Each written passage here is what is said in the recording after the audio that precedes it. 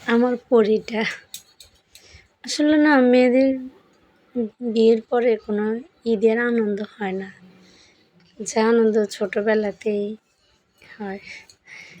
আমার রহমতটা যে এইভাবে হাঁটতেছে, ঈদ উদযাপন করতেছে, আমার কাছে কী যে ভালো লাগতেছে। মাশাআল্লাহ, সুবহানাল্লাহ।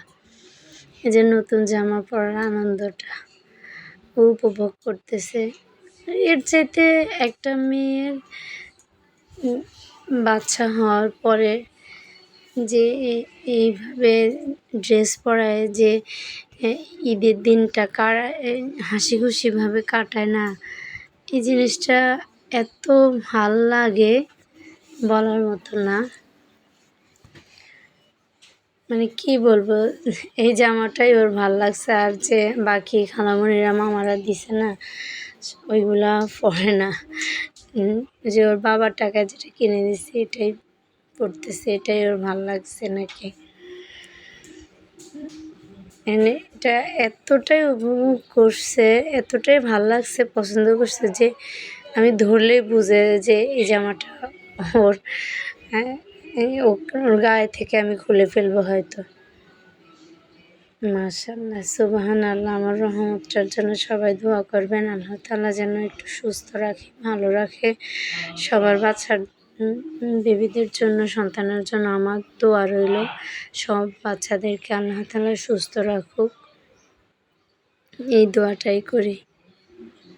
আমার মাটার জন্য সবাই দোয়া করবেন, আর মাশাআল্লাহ বলে যাবেন। এই তো আমার দিন কাটলো, এই যে আমার রহমতটাকে রেডি করানোর পরে যে আনন্দ করছে, এটাই আমার কাছে অনেক। আমার এই ঈদটা পুরাটাই আমার অনেক ভালো কাটছে, শুধু পুরো দিনটা আমার ভালো গেছে শুধু এই জন্য।